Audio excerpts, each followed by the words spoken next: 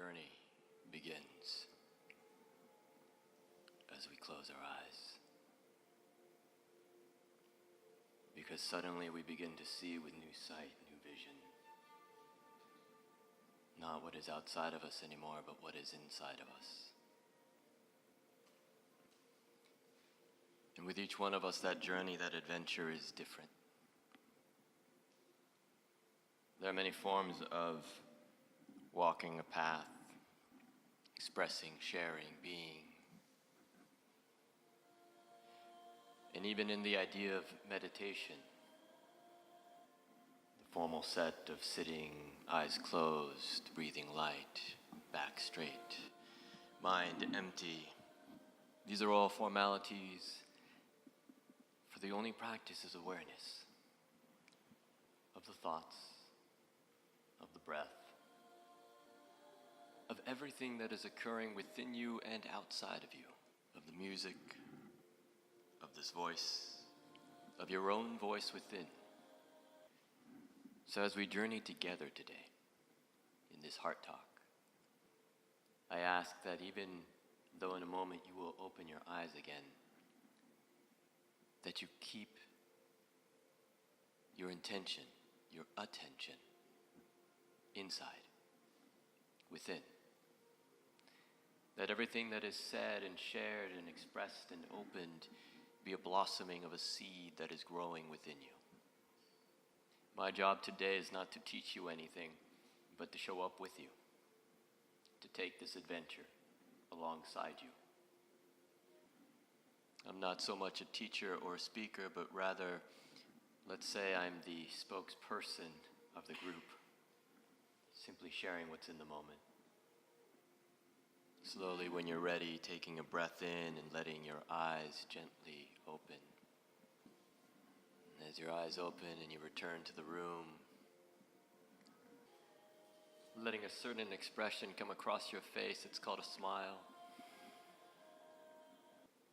We're about to begin a heart talk, and the heart talk is not of the mind, but it's of the body, expression, love, relation, connection, joy. That's best expressed with that smile. So a little bit of background before I jump in. First, welcome. These heart talks don't have much form other than showing up and seeing what happens. I don't have a plan as to what I'm going to say, no script. That would be my mind. But rather I'm here just in my heart and my body in this moment present to see what comes up. A little bit of background about who I am. So back in August of 2012 to 2013, I was in a year of silence. And I've now begun that again 2 years later. Now the reason I went into silence the first time was actually because of heartbreak. I had lost a few things in my life and essentially felt like my heart was shattered. My life was shattered. And even more than that, my confidence was shattered. My ability to stand in the world with purpose, I couldn't even see that, fathom it. And human nature is normally to reach outward and try to fill the gaps, to correct the cracks with something outside of us. And I didn't want to do that. So instead I went internal within for 365 days and I didn't speak. I was still in the world. I continued to coach and kind of do talks like this, just in a different fashion. I continued holding immersions and retreats. I led my life as usual. I just didn't speak. And by the end of that year, literally the last week, I noticed something within myself, that I was getting really judgmental. I was looking around me and making all these judgments and assumptions and opinions. And most of that year, I hadn't been doing that. I was just in this state of bliss. I was happy. But towards the end, something changed. And I had to wonder and ask myself, why am I being so judgmental right now? And the thing is, anything that we normally do outside that we project into the world is because we're doing it inside as well. And And so I looked, what am I judging about myself? And a funny answer came forward. It was, because you failed again. I had entered silence with the idea that by the time I came out of silence, I would have understood and realized love again, that my heart would be full again. I thought that a whole year would accomplish that, and at the end, I was still the same person I'd always been. Not much has changed. A lot of lessons, a lot of really funny moments of miming, but that was about it. And so I felt like I was this failure. And when I looked deeper at that, something opened. And it was the greatest insight that I had in that entire year. It was that whatever we're seeking, whether it's our passion, our purpose, our authenticity, the core of our being, who we really are, the fullness and potential of ourselves, that it's not something we can discover. Because to discover something, it's outside of you, but rather it's to uncover. Does that make sense? We're not here meant to discover things, but rather to uncover who we already are. My heart was never broken, it was always full, but I had a story on top of it, from an experience, from a moment in my past. And then I kept relating to that story, thinking that I had to fix it, but all I had to do was let it go, so that the wholeness beneath it could be seen again. And so I came out of that year of silence with that insight and this vision, this passion to help others get to the same place, to uncover whatever they could, to get as deep as possible into themselves. And so that's my mission. I call it the Inspire 1 Million Hearts mission. I'm sure it'll go further than that. That's just a guideline. And that's why I hold these heart talks now. And now another thing happened, though, in the last 2 years. Because since I came out of that silence, I began giving these talks. But I also noticed something else that came along with the voice. Identity, ego, pride, proving, validation. Almost immediately, as soon as I started to use words, they always had a purpose that didn't have much to do with my heart message. It had much more to do with showing up in the world in a way that I thought I needed to be seen. So the reason now for this second time going into silence, only breaking it for these talks, is to work with identity, to work with ego, to see what I can do to remove the masks even more of myself. So as I said, these heart talks aren't very planned. I get to show up and see what happens. Part of the reason I go around is because I'm listening to see what are people here for. Some to get down to the core, some to know themselves more, some just to be surprised. So we'll see how that takes us. Now I found 3 main things, just in life in general, and in everything that has to do with coming back into the heart space, so coming out of the mind, out of the thinking, and into the body, into the heart. They're 3 very simple things, but yet we put so many stories in the way. It's acceptance, permission, and expression. Acceptance, permission, and expression. Now, acceptance is a tricky one, and it's the most important. We hear this all the time in the spiritual world or personal growth, or even just in relationships, whether you're in them or coming out of them, you just have to accept this. But what does that mean? What does it mean to accept? Because normally the thing that we're being asked to accept is something that we don't want to accept. We're not happy about it. Well, acceptance doesn't mean that you like it. Acceptance is literally just recognizing that it is the reality of the moment. It's not saying it's okay. It's not saying, okay, I'll live with this. That's tolerating. That's different. But acceptance is simply going, oh, okay, this is what's going on.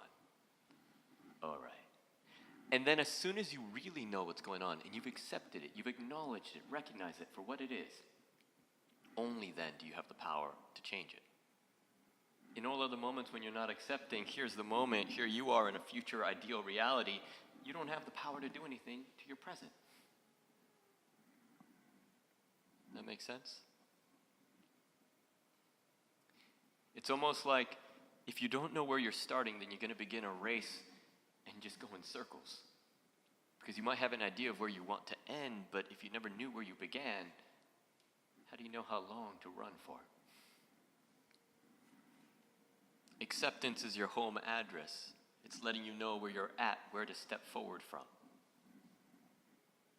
I love to use this analogy in most of my talks that it's as if you've gone to Amazon.com. Have you guys ever gone to Amazon and bought a book or anything?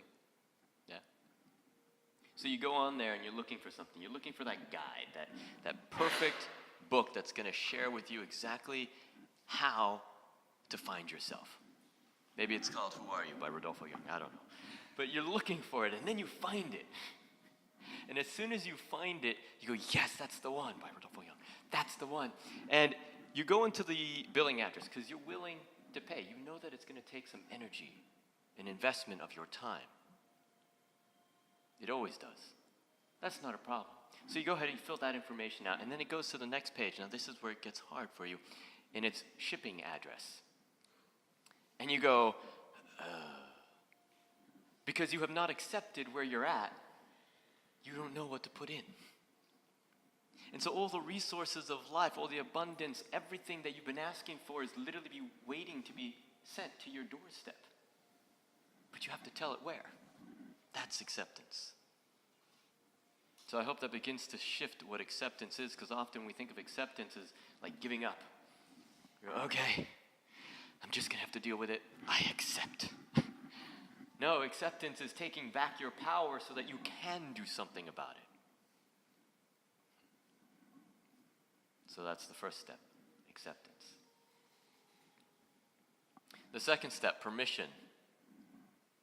As soon as you realize where you're at and who you are and what's really going on, you have to give yourself permission to let it change. It's a funny concept because we have to wonder who took the permission away. It could only have been you. I get coaching clients all the time who come and maybe they want to be a Pilates teacher, a yoga teacher, or anything. And I say, okay, well, why aren't you doing it yet? They go, oh, well, I haven't learned enough, or I haven't gotten my certification, or I haven't this or that. And there's the stories, the things covering up that heart space.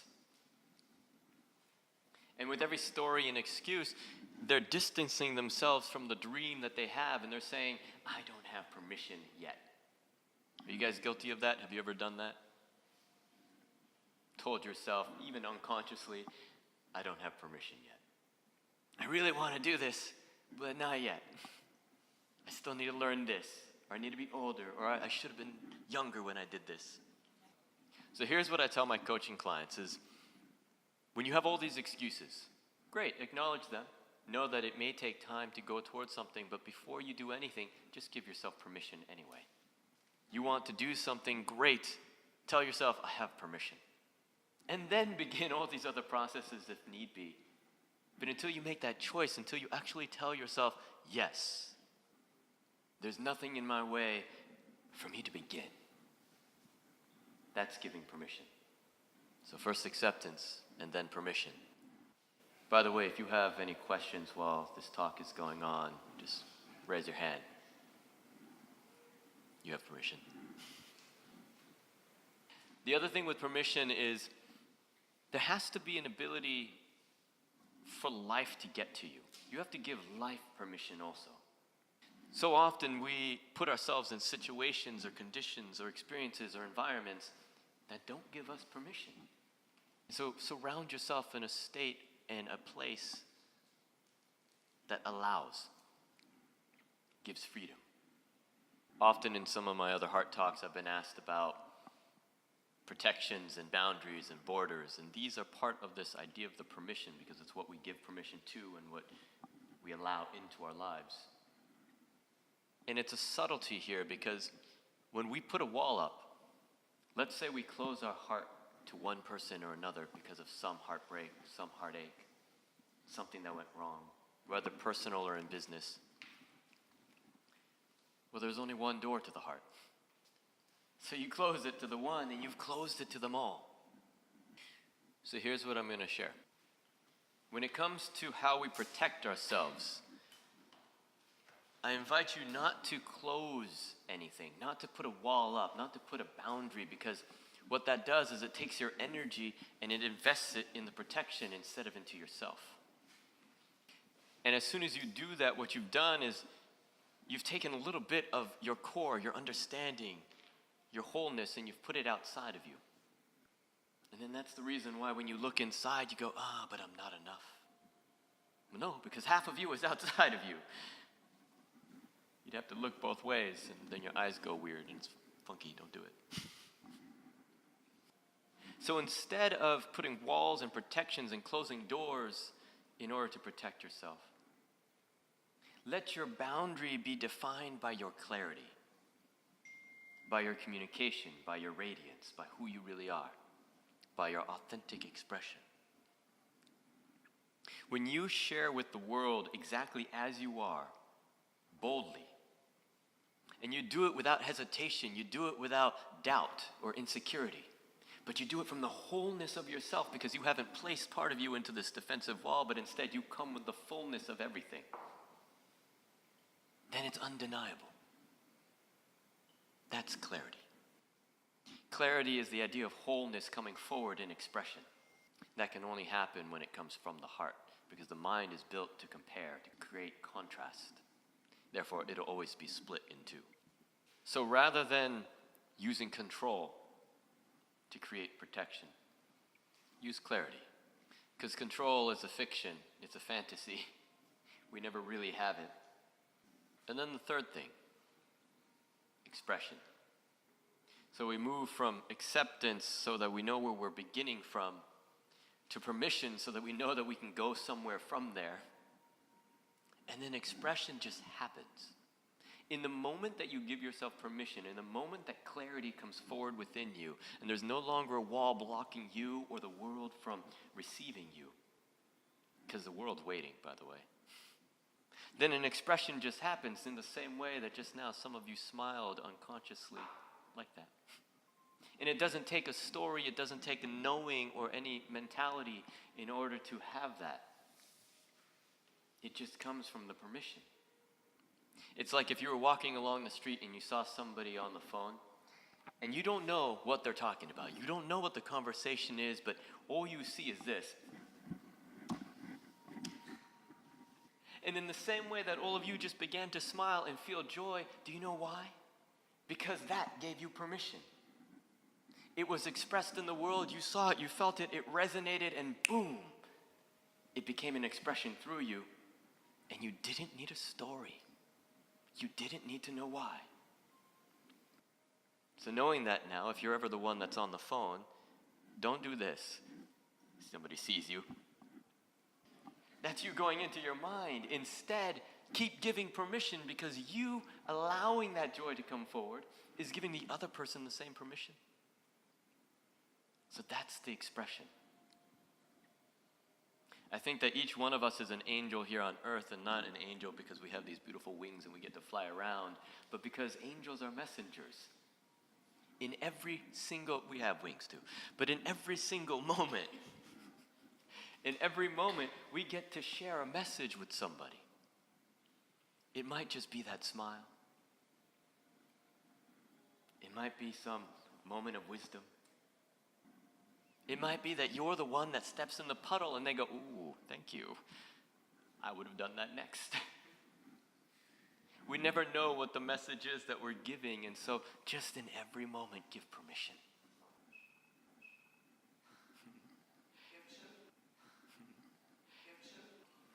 So the question being, how do we find authenticity in a modern world that's rushing by?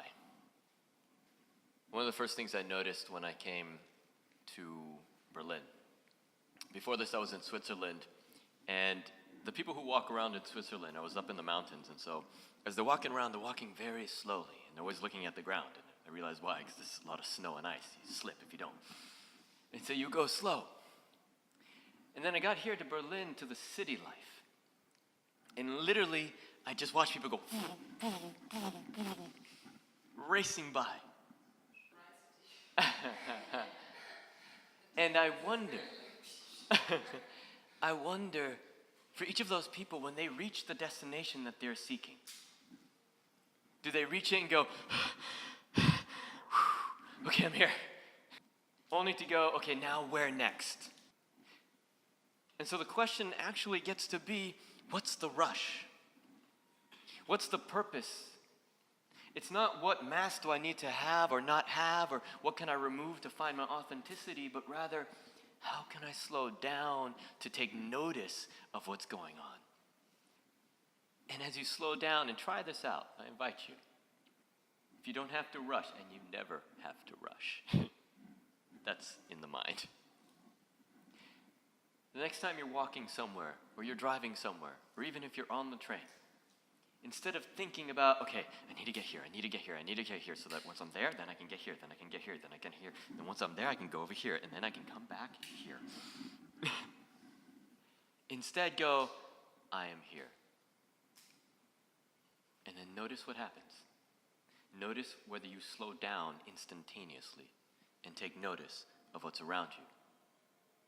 And when you do, what you will also notice is that all the masks that are there, especially if you're on one of the trains, I've noticed this, you'll see through them.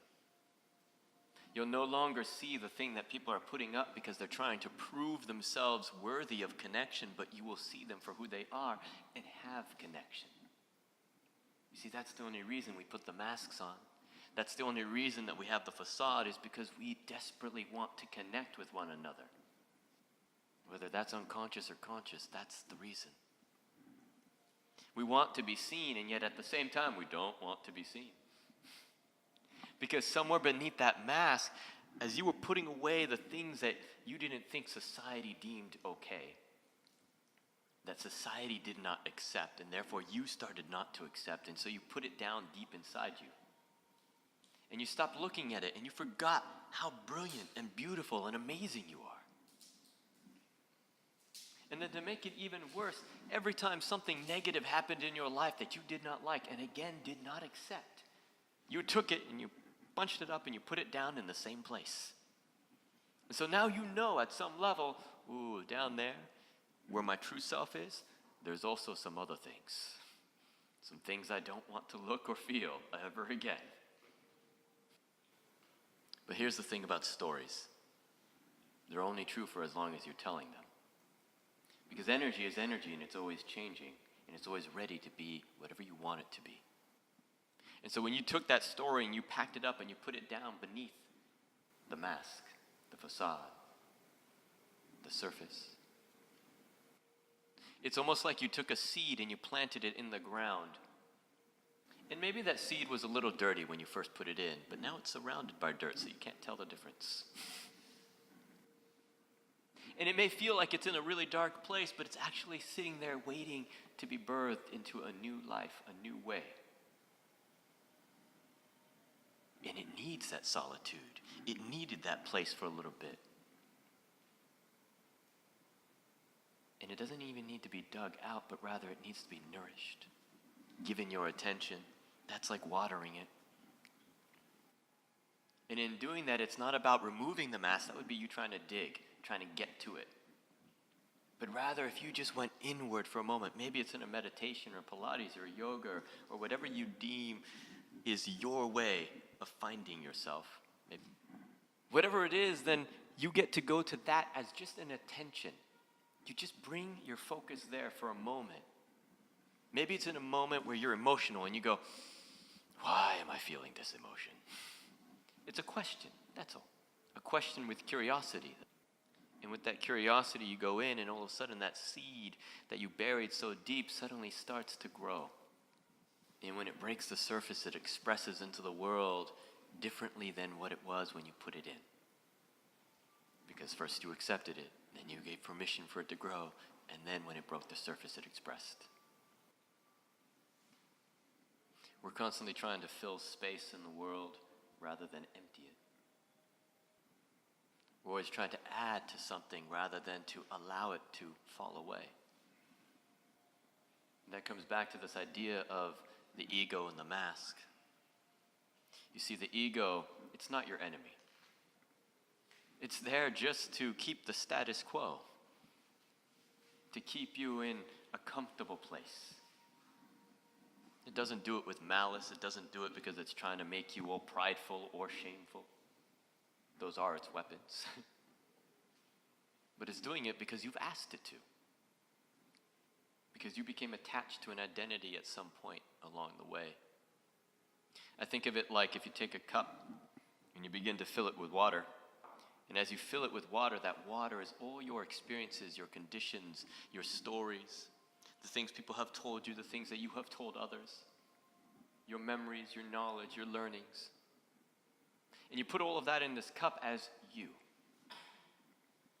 And some of it you love, some of it you don't, but no matter what, you become identified to all of it.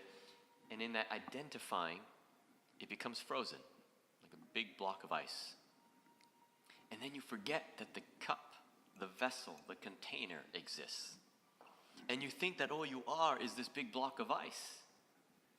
What happens if you put ice out? It starts to melt. And so that mask is melting away all the time. And so you ask, how do I get rid of the mask? You don't. You let it fall away. But because we forgot that the cup is there, we don't let it fall away. As soon as we start to notice that a piece of us, a piece of our perspective, our perception, the way we like to be seen, or the way we think we're supposed to be, starts to dissolve, we add something else. We're constantly becoming instead of being. What if I told you that if you let go, if you accepted, and here's the tricky one, acceptance not only is the recognition of life as it is in this moment, but the recognition that it's changing. What we do when we're in this idea of tolerance or when we're fighting against what the reality is in this moment is it's like we're looking under a microscope at reality in that moment. And the moment's trying to pass, it's trying to go. But because we want to understand it so that we can control it and we can make sure it never happens again. As it goes, we go, no, I'm not done with you. How can I make sure you never happen again? Oh, it's going again. Nope. Let me make sure I have control. And we keep placing the story in front of us. So again, I invite you, let it go, accept. Because in that, it already moves on. The mask already drops. And to do that, you have to trust that the container, the cup, is still there. Mm-hmm. Yeah. So his question is, do I believe that change can occur without pain, without tension? Yeah. The thing with change is it only hurts when we resist. When the night becomes day or the day becomes night, that's a change, yes? Now, do you resist it? Do you go, no, I don't want it to be day. I don't want it to be night. You know it as fact that it's going to happen, and so you don't struggle against it anymore. You just go, oh, okay, it's going to happen. That's acceptance. And in that acceptance, there is this surrender, and then the surrender is the peace. So when something is changing, take notice of it, and then surrender to it. Become curious. Ooh, I wonder what's coming next. Because there's always something that's coming next. It's kind of like, I get this with a lot of people who have money trouble. They have €5 and they hold it in their hand. They're like, I have this €5. I have to spend it very carefully. I will put €1 for the U-Bahn. And then I will put one over here. No, I can't eat right now. I don't have enough. And they only have €5 ever because that's all they're holding on to, and they've closed their hand around it with control. And so then they suffer through life because they have to pick and choose what they get to experience.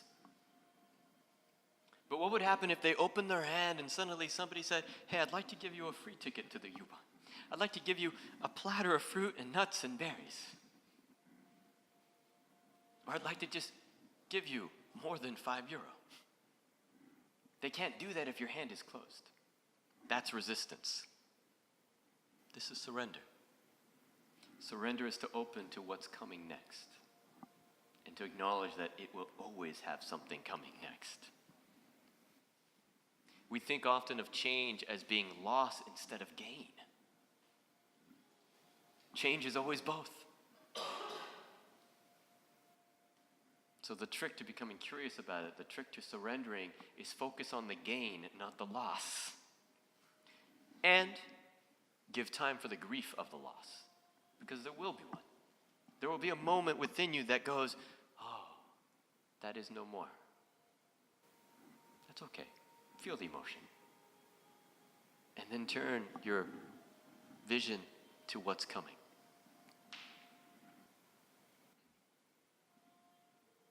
How many of you have had a change occur? Maybe it was that you moved to a new city, or a relationship changed, or whatever happened.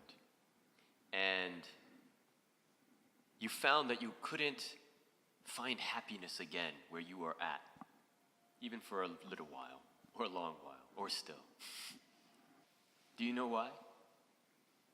Probably not. That's why you're here. You're like, tell me! Because you have not turned around to face forward to see what life is bringing you. But instead, you're walking backwards looking in your history. You're looking at what went and you're going, oh, it's so far away now. Because life is always moving forward. It does not wait. All you have to do is turn. And in turning, suddenly a whole new perspective is there. Because I can guarantee you life is always presenting you with something new. Just depends if